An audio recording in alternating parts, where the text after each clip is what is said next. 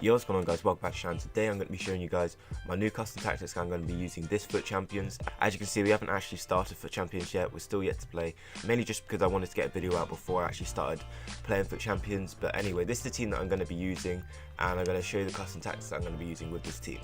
So as you can see, this is the set custom tactics that you get with this formation.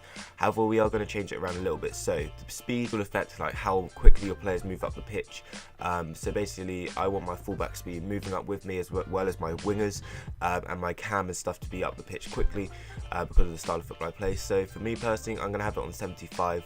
And passing, that affects where your players are going to stand. So for example, if I put my passing on 1, they're going to get really close to me and ask for tiki-taka football. Put it on 100, they're literally just going to keep making through ball runs so I can ping it over the top. So we don't want it on 100 because, you know, sometimes I do like to pass it a little bit short. However, we are going to put it on about 65, maybe 70 depending on how I feel. But 65 is how I normally play. Chance creation is literally the same as passing. It just affects where your players are going to stand realistically when you're building up the play. So we're going to have it on 70. Crossing, this just affects how many players are going to get into the box when you're crossing the ball. Obviously a lot of my attackers are short, but I do like to drill in crosses, so I'm going to have this on 65.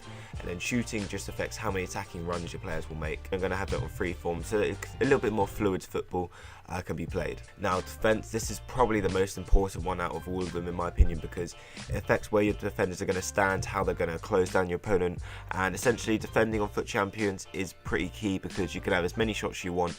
If you make one mistake, that's it, that can be game over in some games. So for me, pressure, this honestly depends on how you like to defend.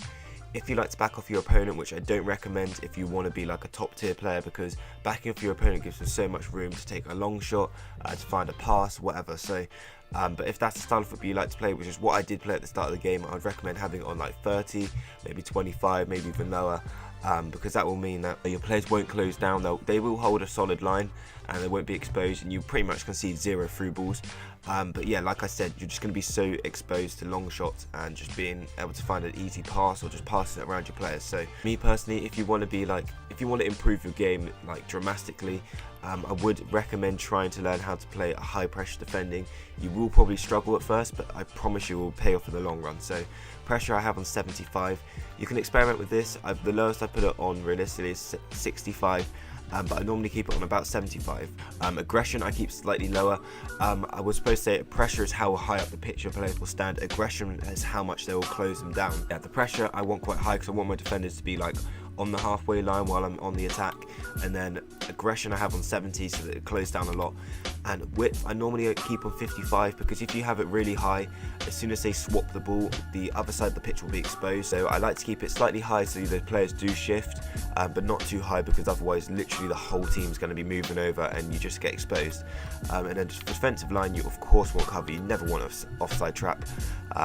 Because it's just not reliable enough. That is the custom tactics I'm going to be using. Player instructions, I'll show you what I use, but this again is always down to personal preference.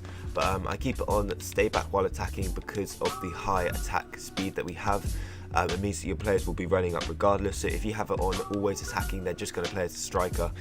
So I keep it on stay back. I keep all the rest the same. For my CDM, this again is personal preference. I always keep it on man mark, balance for attacking support, and then I keep interceptions on normal. If you have it on aggressive, they're just going to be dead by the end of the game, and if you keep it on conservative, they're not going to be very active when defending. So yeah, I just keep that on normal. For this I keep for defensive support I keep on normal. Chance creation I have stay wide, and then get in behind of course, because like I said I like to play through balls in, get into the box for the cross. You may wonder why I have that, but like I said before, I don't cross the ball a lot, but I do drill crosses. So yeah, I do cross the ball a bit, but as in I don't do the high crosses for headers. So I have that on get into the box for the cross, so that there's always someone in the box for the drill cross. I keep this on stick to position, and then I'll keep this on normal interceptions, and I'll do the exact same for my other one. But the attackers, this is literally you can do whatever you want for this. I would recommend like slightly copying me for the other ones, but for this is literally just about how you like to score your goals. So for me, I like to get my cam involved a lot, and Hamsik is very good in this game. So we're going to play him as stay forward, get into the box for the cross again, Free roam is something I do use on my cam because I do like to have my strikers and cam being able to interchange quite well.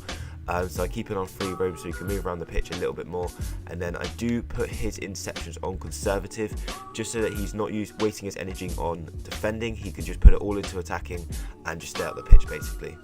Supporting runs, stay central, get in behind, conservative, and then this one doesn't really make a difference, but I do keep it on press the back line just so he does stay against the defenders, so that if we do manage to win the ball back quickly, he can then make an attacking run. And I'll use exactly the same for my other one, and that is my player instructions and custom tactics.